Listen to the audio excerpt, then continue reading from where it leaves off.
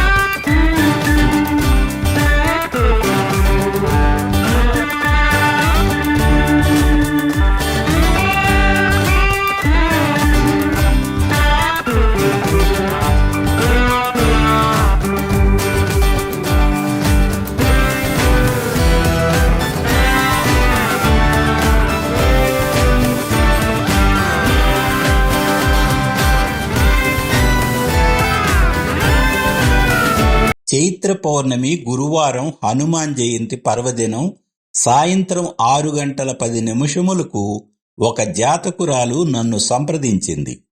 ఆ సమయానికి గల గ్రహస్థితిని అనుసరించి ఆమె ఒక యోగ జాతకురాలని నాకు స్పష్టంగా అర్థమైంది. ఆమె జన్మకాల జాతక చక్రం పరిశీలించిన మీదట అసాధారణ అద్భుత జాతకమని ఝూడీ అయ్యింది. నేను దర్శించిన ఎన్నెన్నో సరికొత్త కోణాలలో కొన్నింటినైనా జ్యోతిష్య అభిమానులకు పరిచయం చేయాలనే ఆకాంక్షతో ఈ వీడియో చేస్తున్నాను. షష్ఠభావములో అష్టభావాలకు చెందిన పంచగ్రహ కూటమి ఇక్కడ ప్రధాన అంశం. మరల ఈ 8 భావాధిపతులు వరుసవారీగా పంచమ, షష్ఠ, సప్తమ, అష్టమ, భాగ్య, దశమ, లాభ, వ్యయభావాలకు చెందిన కుజ, శుక్ర, బుధ, చంద్ర, సూర్యగ్రహాలు అయి ఉండటం విశేషం. షష్ఠ, అష్టమ, వ్యయాధిపతుల కలయిక 6వ భావంలో విపరీత రాజయోగం. భాగ్య రాజ్యాధిపతుల మధ్య దూరం ఉన్నప్పటికీ ఒకే గృహంలో కలయిక యోగంగానే పరిగణించాలి. మరొక విశేషమేమంటే సహజ పంచమాధిపతి మరియు లగ్నాత్తు పంచమాధిపతులైన రవికుజుల కలయిక చురుకైన విద్యాబుద్ధుల యోగం. వీరిద్దరూ మిత్రులు. అంతేగాక పంచమ భావంపై గురువు యొక్క శుభదృష్టి ఈ అంశాన్ని మరింత బలోపేతం చేస్తుంది. బుద్ధికి కారక గ్రహం బుధుని కలయిక కూడా ఉంది. సహజ షష్ఠాధిపతి మరియు లగ్నాత్తు షష్ఠాధిపతులైన బుధ శుక్రుల కలయిక అనేక వృత్తి విజయాలకు, ప్రావీణ్యాలకు తోడ్పడుతుంది. వీరిద్దరూ కూడా మిత్రులు. సహజ సప్తమాధిపతి మరియు లగ్నాత్తు సప్తమాధిపతులు కూడా శుక్రబుధులే కావున కళత్ర భావం బలంగా ఉందని నిర్ధారణ. ఇక్కడ కూడా సప్తమ భావంపై లగ్నాధిపతి గురువు యొక్క శుభదృష్టి ఉన్నందున దాంపత్య జీవితాన్ని పదిలిపరుస్తుంది. సహజ అష్టమాధిపతి మరియు లగ్నాత్తు అష్టమాధిపతులైన కుజచంద్రుల కలయిక జ్ఞానాన్వేషణకు, ఆధ్యాత్మిక చింతనకు, భిన్న విషయాల అధ్యయనానికి ఉపకరించి జాతకురాలు పరిణితి చెందుతుంది. భావాలు, భావాధిపతులను పరిశీలించే క్రమంలో సదరు భావం సహజ రాశి చక్రములో ఏ భావమో విధిగా పరిశీలించాలి. అదేవిధంగా గ్రహము యొక్క సహజ భావాధిపత్యాన్ని కూడా పరిగణలోకి తీసుకోవాలి. ఈ జాతకురాలు ధనుస్సు లగ్నంలో జన్మించటం ఒక విశేషం. ధనస్సు సహజ భాగ్య భావం. గురువు సహజ భాగ్యాధిపతి. అన్నింటికంటే ముఖ్యం అత్యంత విలువైన ధనమునకు, విద్యకు, జ్ఞానమునకు కారకుడు. పైగా సహజ శుభుడు. ఇక్కడ లగ్నాధిపతిగా శుభుడు. ఈ జాతకురాలు కృత్తికా నక్షత్రంలో జన్మించింది. నక్షత్రాధిపతి రవి ధనస్సు లగ్నానికి భాగ్యాధిపతి. లగ్నాత్తు భాగ్యభావమైన సింహరాశిపై గురువు యొక్క శుభదృష్టి సర్వవిధాల శ్రేయస్కరం. ధనుర్లగ్నంలో జన్మించటం మరియు భాగ్యభావంపై గురుదృష్టి ఉండటం దైవ బలానికి సంకేతం. ఇప్పుడు ఈమె జాతక చక్రం పరిశీలించండి. ధనస్సు లగ్నం, జన్మ నక్షత్రం కృత్తిక, రెండవ పాదం, జన్మరాశి వృషభ రాశి. జ్యోతిష అభిమానులు పాఠ్యాంశాలను విడివిడిగా చదువుకొని నేర్చుకుని ఉండటం వలన 6వ భావాన్ని రోగ రుణ శత్రుభావంగానే పరిగణించి దీన్ని ప్రతికూలంగా చూడటం జరుగుతుంది. అది కూడా 8 భావాలకు సంబంధించిన పంచగ్రహ కూటమి షష్ఠభావంలో ఉండటం ఒకంత అనర్థంగానే భావిస్తారు. జాతక చక్రం మొత్తంగా పరిశీలించిన మీదట ఇది అత్యంత యోగ జాతకమని అర్థమవుతుంది. ముందుగా జన్మ నక్షత్రం కృత్తిక అని గమనించండి. నక్షత్రాధిపతి గ్రహరాజు రవి. అగ్నితత్వం, కోప స్వభావం, ఆధిక్యత రవి యొక్క ప్రాథమిక లక్షణాలు. నక్షత్ర అధిదేవుడు అగ్ని. నక్షత్ర గుర్తు కత్తి. ఆరాధ్య దైవం కార్తికేయుడు. మొత్తంగా చూస్తే జాతకురాలు కోపావేశాలతో కూడిన పరిపాలనా దక్షత గల ధైర్యశాలి, సాహసవంతురాలు, వెరసి డైనమిజంతో కూడిన వ్యక్తిత్వం గల వీరవనిత అని చెప్పాలి. కృత్తికా నక్షత్రం గురించి పూర్తిగా తెలుసుకోదలిచిన ఆసక్తి గలవారు మన ఛానల్లో గల కృత్తికా నక్షత్రం వీడియో చూడండి. ఎప్పుడైనా గాని నక్షత్రాధిపతికి లభించిన భావాధిపత్యం పరిగణలోనికి తీసుకోవాలి. నక్షత్రాధిపతి రవి ధనస్సు లగ్నానికి భాగ్యాధిపతిగా శుభుడు. కావున జాతకురాలు అదృష్టవంతురాలని విధిగా భావించాలి. రవి 6వ భావంలో స్థితి. మిత్రులారా, రవికి 6వ భావం మంచిదని గుర్తించండి. నాయకత్వం, ప్రఖ్యాతి, విజయం 6వ ఇంట్లో రవి ఇవ్వగల ఫలితాలు. మంచి పరిపాలనా దక్షత ఉంటుంది. ఉద్యోగంలో టీమ్ లీడర్స్ గా రాణించగలరు. స్వతంత్ర వృత్తులు ఇష్టపడతారు. బుద్ధిబలం, శత్రు రోగ రుణ రాహిత్యమని శాస్త్రవచనం. శని దృష్టి ఉండటం వలన అనారోగ్యానికి అవకాశం ఉంది. తర్వాత ముఖ్యంగా చూడవలసింది లగ్నం. లగ్నాధిపతి లగ్నములో ఉండి త్రికోణ స్థానాలైన లగ్న పంచమ భాగ్యభావాలను శుభపరుస్తున్నందున ఉన్నత విద్య, సంపదలు, ప్రతిభ, సమస్త సౌఖ్యాలతో జాతకురాలు జీవితంలో ఉన్నత స్థితిని అనుభవించగలదని చెప్పాలి. ఆ తర్వాత ముఖ్యంగా గమనించవలసింది వింశోత్తరి దశాక్రమం. జాతకం బాగున్నది లేనిది నిర్ధారణ చెయ్యాలంటే ఉపయోగపడే దశాక్రమం ఉండాలి. అందువల్లనే జాతకంలో జన్మ నక్షత్రమే కీలకం. రవి దశాశేషంతో ప్రారంభమైన ఈమె జీవితం తొలుత రవి దశలో 4 సంవత్సరాలు ప్లస్ చంద్రమహర్దశ 10 సంవత్సరాలు, వెరసి 14 సంవత్సరాలు పూర్తయ్యేసరికి కుజమహర్దశ ప్రారంభమైంది. అష్టమాధిపతిగా చంద్రదశ కొంత ప్రతికూలమనే చెప్పాలి. అనారోగ్యం, ఆకస్మిక క్రోధం, ఏది ఏమైనా 6వ ఇంట్లో మనఃకారకుడైన చంద్రుడు మంచిది కాదనే చెప్పాలి. అయితేనేం అంతగా ఉపకరించని చంద్రమహర్దశ బాల్యములో గడిచిపోయింది. అదృష్టం ఏమంటే కాలేజీ చదువు కుజమహర్దశలో ఉండటం జాతకురాలికి అనుకూలం. ధనస్సు లగ్నానికి పంచమాధిపతిగా కుజుడు శుభుడు. ఈ సందర్భంగా శుక్రకుజులు పరస్పరం సములనే విషయం గుర్తుకు రావాలి. పైగా కుజునకు 6వ భావం ఎంతో యోగ్యం. శత్రు రోగ రుణ రాహిత్యం చెప్పబడింది. అన్నింటా విజయం అని చెప్పబడి ఉంది. చదువుకునే రోజులలో విజయం అంటే ఉత్తీర్ణతేగా. అంటే పాఠశాల, కాలేజీ చదువు అత్యధిక మార్కులతో పూర్తి చేయగల తెలివిగల జాతకురాలని అర్థం.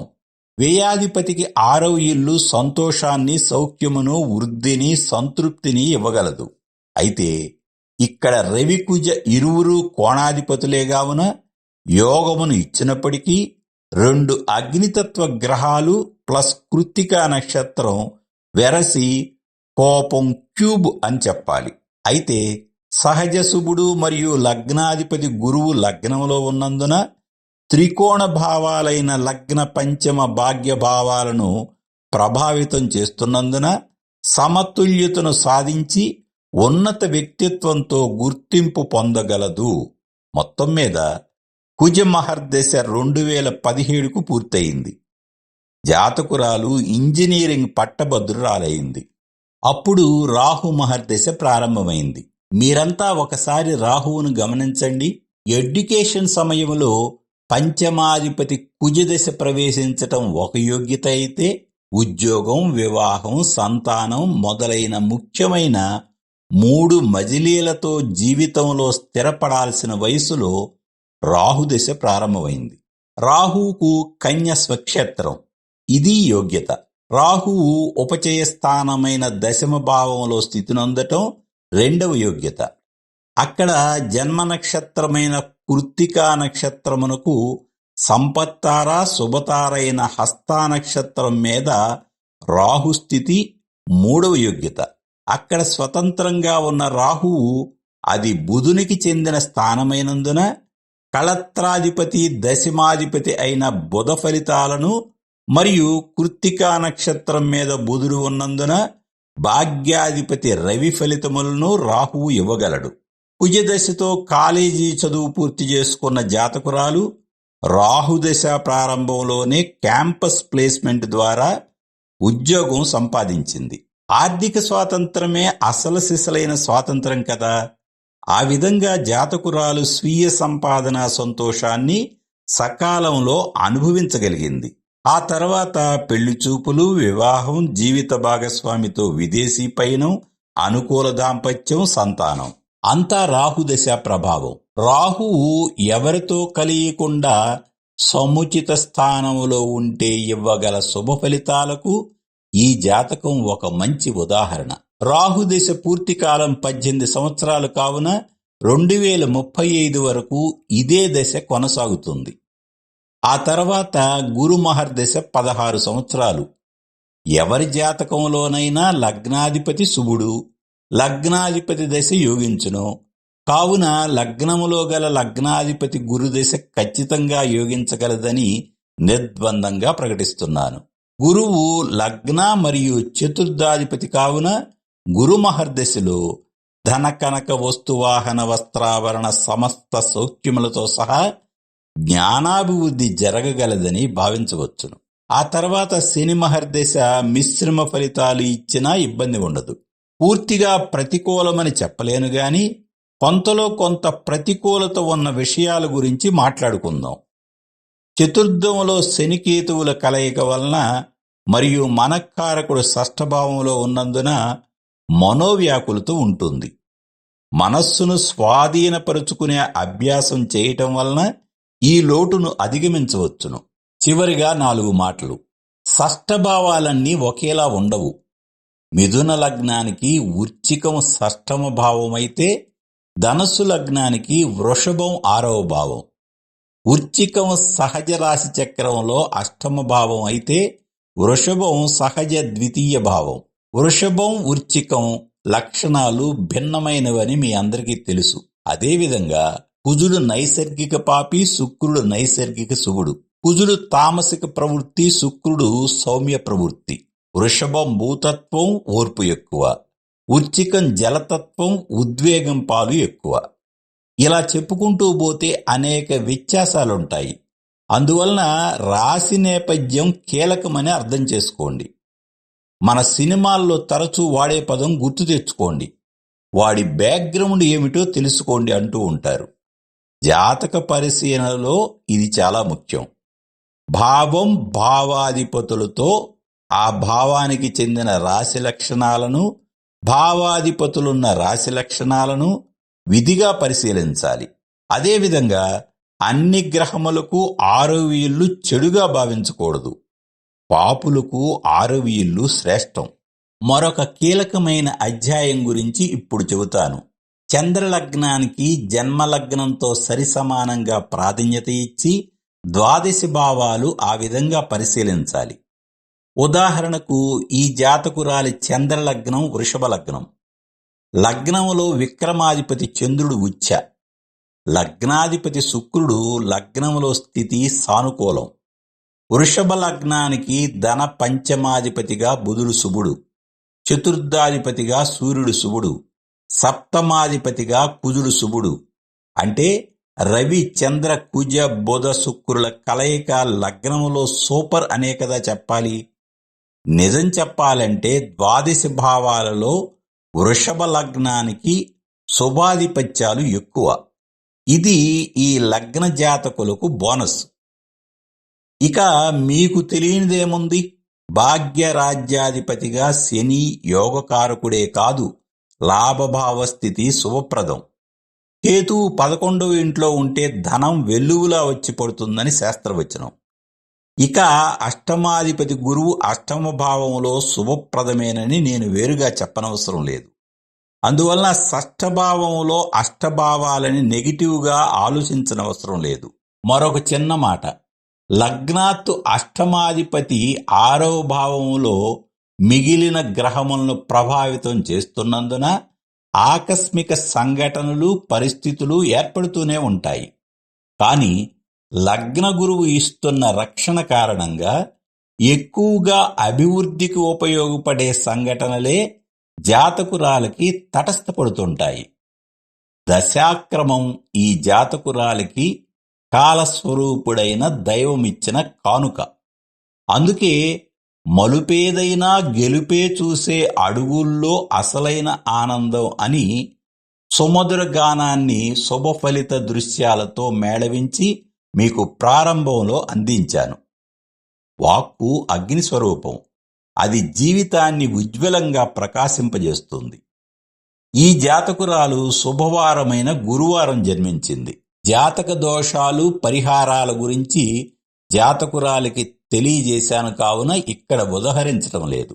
మన ఛానల్లో 27 నక్షత్రాల గురించి, మేషాది 12 రాశుల గురించి, ద్వాదశ భావాల గురించి, నవగ్రహాల గురించి సంపూర్ణ విశ్లేషణలతో గల వీడియోలున్నాయి.